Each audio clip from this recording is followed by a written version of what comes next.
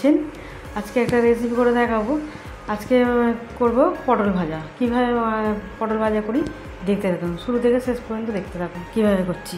পটলটা একটা ডিজাইনভাবে কেটে নিয়েছি, এরকম গোটা গোটা নিয়ে এইভাবে কেটে নিয়েছি পাতলা পাতলা করে, আর ছিলে নিয়েছি অল্প অল্প করে, সামান্য রেখে দিয়েছি, একদম অল্প অল্প করে এরকমভাবে কেটে নিতে হয়েছে। দু সাইডে এইদিকেও কেটেছি, এইদিকেও কেটেছি। এটা আমি বড়ি দিয়ে কেটেছি, ছুরি দিয়েও করতে পারে, বড়ি দিয়েও করতে পারে, সবই এরকমভাবেই কেটে নিয়েছি, অল্প অল্প করে ছিলে এইভাবে কেটে নিয়েছি। আচ্ছা, এখানে এবারে কিছু মশলা দেবো।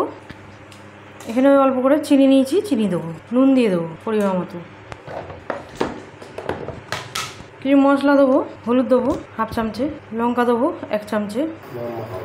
এসব মশলাটা দেওয়া হয়ে গেছে, তেলটা এখানে গরম হয়ে গেছে, সরষে তেলটা।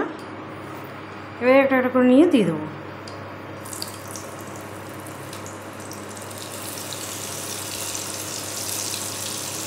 এভাবে সব কটাকে দিয়ে দেবো,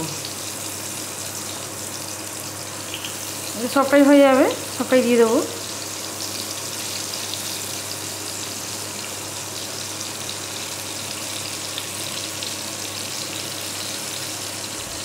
মশলাগুলিকে ওপর দিয়ে ফের দিয়ে দেবো।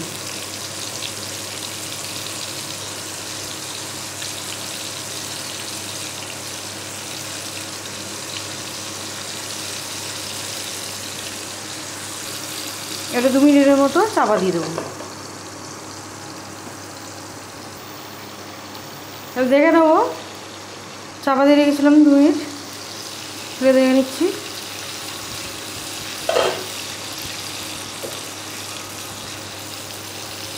এটা উল্টে দেবো একটু করে।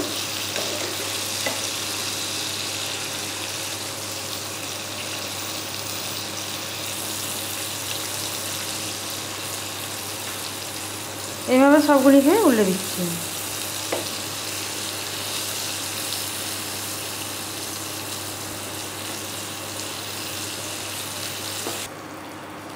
পটল ভাজাগুলি হয়ে গেছে, দেখে নেবো কীরকম হয়েছে। এরকম হবে, সুন্দর হয়েছে, পাতা পাতা টাইপের হয়ে গেছে। তুলে নেবো।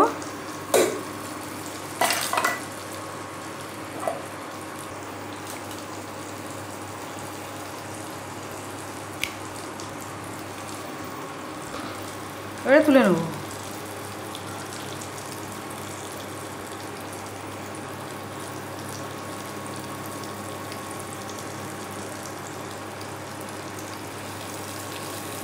খেতে ভালো হয় খুব, এটা সাদা রাইসের সাথে ভালো লাগে, রুটির সাথেও, রুটি দিয়েও খেতে পারে, খুবই ভালো লাগে। আমার একদম রেডি